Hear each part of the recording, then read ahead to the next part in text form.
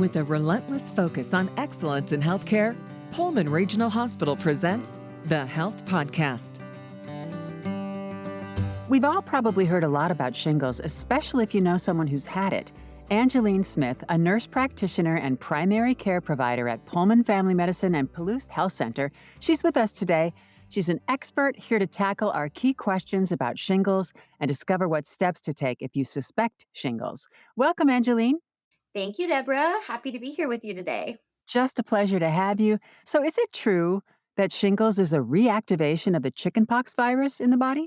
It is true. Shingles is also known as herpes zoster. It's caused by the same virus that causes chickenpox called varicella zoster.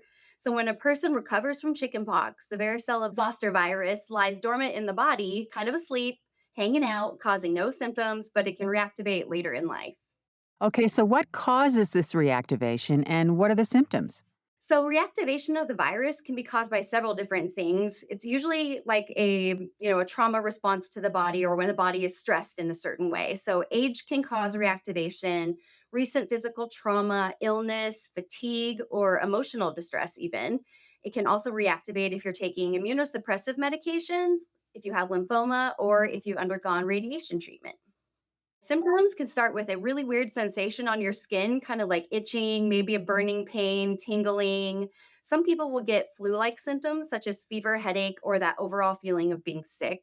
So, after a few days of that, a painful rash develops that includes clusters of fluid filled vesicles. And it usually occurs in like a band like fashion across the chest and back, but it can show up on other parts of the body, such as the head or the face. It doesn't usually cross the midline of your body, so it usually causes it's right on one side of the body, but a couple of vesicles can turn and can go across the midline. But the vesicles will eventually turn into scabs and resolve over time. So it takes a few weeks sometimes for it to go away. All right. Now, is shingles contagious and can someone who hasn't had chickenpox contract shingles? Yes and no. So a person is not going to catch shingles per se, but they may catch chickenpox if they've never had chickenpox before, or if they've not had the varicella vaccine that prevents chickenpox. So someone who has never had chickenpox that is exposed to a person with active shingles can contract the varicella zoster virus, but it will manifest as chickenpox, not shingles. So it's important to avoid contact with anyone who may have shingles if you have never had chickenpox or the chickenpox vaccine. Got it. So who's at risk for contracting shingles? So if you've ever had chickenpox, you have the varicella zoster virus in your body, which, as we talked about before, can reactivate under certain conditions. But people age 50 and older are more likely to contract shingles, as well as those who are immunocompromised, undergoing chemotherapy, are HIV positive, or are using immunosuppressive medications for another condition, such as rheumatoid arthritis. But it is possible to contract it earlier than age 50, but not as common. And there are also certain populations of people who have a higher risk of a complicated infection should they get it, such as pregnant women who can pass that virus onto their baby via the placenta, premature babies, or people with a weaker immune system. Boy, you have all the answers, Angeline, I'm telling you. But I have a few more questions. How is shingles treated? And if you think you have shingles, what should you do? So we like to treat shingles as early as we can from when symptoms first start. And we usually treat with an antiviral medication called acyclovir. We usually start this medication if you've had the rash for less than 3 days, unless new vesicles are popping up. That's why it's so important to make an appointment to be seen by your doctor as soon as your symptoms start so we can get this medication on board. It's important to keep the rash clean and dry.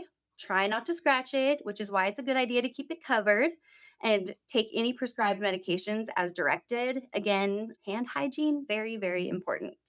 So, how do you take a shower then? You take a shower, you just got to get it clean and then make it dry and then keep it covered.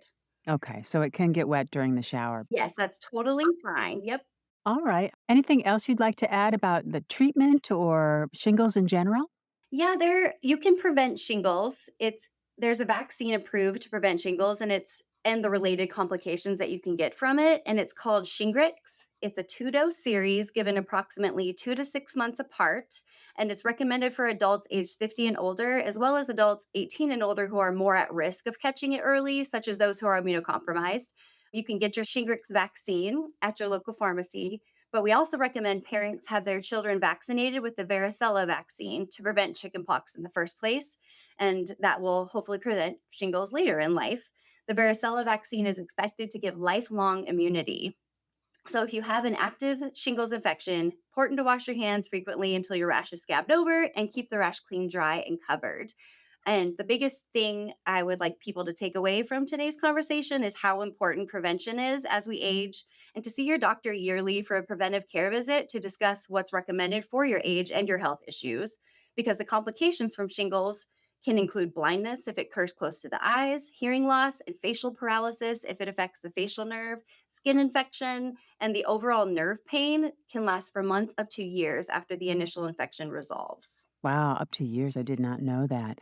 Yeah, very, very important because so many of us say, oh, another vaccine, but it is a one time thing, 2 shots, 6 months apart, and then that's it for the rest of your life, correct? Yep. And we think, oh, it's a rash. What can it really do? But the nerve pain that comes with the rash can last for years afterward. And it can be debilitating with some people, depending on your, current conditions you already have. Yeah, for sure. Well, Angeline, thank you so much for being with us today to enlighten us about shingles and when it's time to seek help. It's been such a pleasure to have you on the podcast. Thanks for all your great answers. Thank you so much for having me. And you can learn more about this subject, providers, and services at pullmanregional.org/Pullman Family Medicine. This has been the Health Podcast from Pullman Regional. I'm your host, Deborah Howell. Thanks for listening and have yourself a terrific day.